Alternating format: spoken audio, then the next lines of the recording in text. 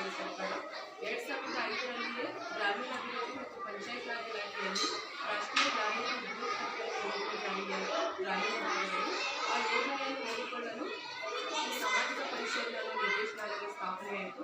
ಆಗಿನಿಂದ ಇದರ ಕಾರ್ಯವೈಖರಿಯನ್ನು ಮನಗಂಡು ಸರ್ಕಾರ, ಕೇಂದ್ರ ಸರ್ಕಾರ ಮತ್ತು ರಾಜ್ಯ ಸರ್ಕಾರದ ಯಾವುದೇ ಯೋಜನೆ ಅನುಷ್ಠಾನ ಮಾಡಿದರೂ ಕೂಡ ಸಾಮಾಜಿಕ ಪರಿಶೀಲನಾ ತಂಡ ಬಂದು ಆ ಯೋಜನೆ ಬಗ್ಗೆ ಪರಿಶೀಲನೆ ಮಾಡಿ ಸಾರ್ವಜನಿಕರ ಅಭಿಪ್ರಾಯವನ್ನು ಸಂಗ್ರಹಿಸಿ ಸರ್ಕಾರಕ್ಕೆ ಒಂದು ವರದಿ ಸಲ್ಲಿಸಬೇಕು ಅಂತೇಳಿ ಈ ಕಾರ್ಯಕ್ರಮವನ್ನು ಆಯೋಜಿಸಿದೆ. ಈಗ ಶಿಕ್ಷಣ ಇಲಾಖೆಯನ್ನು ಕೂಡ ಸಮಗ್ರ ಶಿಕ್ಷಣ ಯೋಜನೆ ಮತ್ತು ಪ್ರಧಾನಮಂತ್ರಿ ಪೋಷಣ ಶಿಕ್ಷಣ ಯೋಜನೆಗೆ ಸಂಬಂಧಪಟ್ಟಂತೆ ಕೂಡ ಸಾಮಾಜಿಕ ಪರಿಶೋಧನೆ ಮಾಡಬೇಕು ಅಂತ ಹೇಳಿ 2024-25 ಸಾಲಿನಿಂದ ರಾಜ್ಯದಲ್ಲಿರುವ ಎಲ್ಲ ಶಾಲೆಗಳಿಗೂ ಕೂಡ ಸಾಮಾಜಿಕ ಪರಿಶೋಧನೆ ನಡೆಸಬೇಕಂತ ಹೇಳಿ ಒಂದು ನಿರ್ದೇಶನ ಬಂತು. ಅದರ ಪ್ರಕಾರವಾಗಿ ನಾವೇನು ಮಾಡಿದ್ದೇವೆ ಅಂತ ಹೇಳಿದರೆ, ನಮ್ಮ ತಾಲೂಕಿನಲ್ಲಿರುವ ಮತ್ತು ಶಾಲೆಗಳಿಗೆ 20 ಪಂಚಾಯಿತಿಗಳಿಗೆ ಸಂಬಂಧಪಟ್ಟಂತೆ ಪ್ರತಿ ವರ್ಷದಲ್ಲಿ ಒಂದು ಪಂಚಾಯಿತಿಗೆ 2 ಶಾಲೆಗಳಿಗೆ ನಾವು ಪಂಚಾಯಿತಿ ಆಡಿಟ್ ಜೊತೆಗೆ ಈ ಶಾಲೆಗಳನ್ನು ಕೂಡ ನಾವು ಆಯ್ಕೆ ಮಾಡ್ಕೊಂಡಿದ್ದೇವೆ. ಈ ಸಾಲಿನಲ್ಲಿ 2 ಶಾಲೆಗಳನ್ನು ಆಯ್ಕೆ ಮಾಡ್ಕೊಂಡಿದ್ದೇವೆ. ಹರಿಹರ ಪಂಚಾಯಿತಿಗೆ ಸಂಬಂಧಪಟ್ಟಂತೆ ಸಾತ್ನಳ್ಳಿ ಮತ್ತು ಕುಂಚಿವಾಡ ಶಾಲೆ.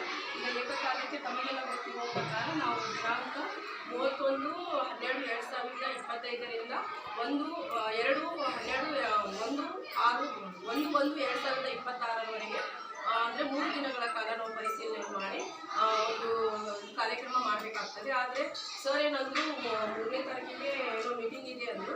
ಆ ದಿನವೇ ನಾವು ಇದಕ್ಕೆ ಸಂಬಂಧಪಟ್ಟಂತೆ ಪೋಷಕರ ಸಭೆಯನ್ನು ಆಯೋಜಿಸಿದ್ದೇವೆ.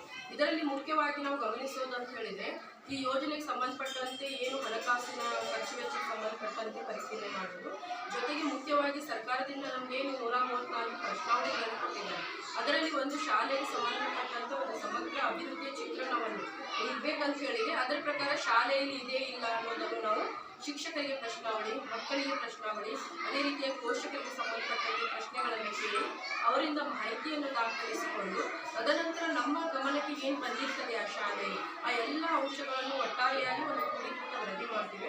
ಅಂದಿನ ಸಭೆಗೆ ನೋಡಲ್ ಅಧಿಕಾರಿಯಲ್ಲಿ ಅವರು ಸರ್ಕಾರದವರು ನೇಮಕ ಮಾಡ್ತಾರೆ. ಅವರ ಅಧ್ಯಕ್ಷತೆಯಲ್ಲಿ ನಾವು ವರದಿಯನ್ನು ಮಾಡಿರ್ತೇವೆ, ಮಂಡನೆಯನ್ನು ಮಾಡ್ತೇವೆ. ಅದರ ಜೊತೆಗೆ ಏನಂತ ಹೇಳಿದ್ರೆ, ಸಾರ್ವಜನಿಕರಿಂದ ಏನಾದರೂ ಅಹವಾಲುಗಳಿದ್ರೆ ಅಥವಾ ಇದರ ಬಗ್ಗೆ ಏನಾದರೂ ಚರ್ಚೆ ಮಾಡೋದಿದ್ರೆ ಅವರು ಕೂಡ ಮುಕ್ತವಾಗಿ ಚರ್ಚೆ ಮಾಡಬಹುದು.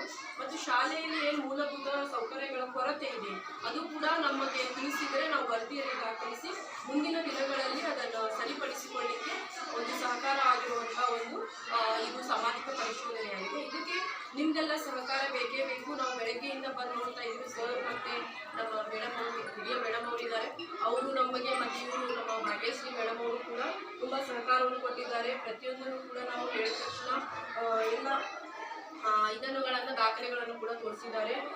2 ದಿನದಲ್ಲಿ ಆಗುವಂಥ ಕೆಲಸ ನಮ್ಮದು ಒಂದೇ ದಿನದಲ್ಲಿ ಮಾಡುವಂಗೆ ನಮಗೆ ಸಹಕಾರವನ್ನು ಕೊಟ್ಟಿದ್ದಾರೆ. ಅದೇ ರೀತಿಯಾಗಿ ನಮಗೇನು ಶನಿವಾರ ದಿವಸ ಗ್ರಾಮ ಸಭೆ ಇದೆ, ಆ ದಿನವೂ ಕೂಡ ಸ್ವಲ್ಪ ಹೆಚ್ಚಿನ ಪೋಷಕರನ್ನು ಸೇರಿಸಿ ಈ ಸಭೆಯನ್ನು ಸ್ವಲ್ಪ ಉತ್ತಮಗೊಳಿಸಿ ಅಂತ ಹೇಳಿ ಕೇಳ್ತಾ ನನ್ನ 2 ಮಾತನ್ನು ಮುಗಿಸ್ತೇನೆ.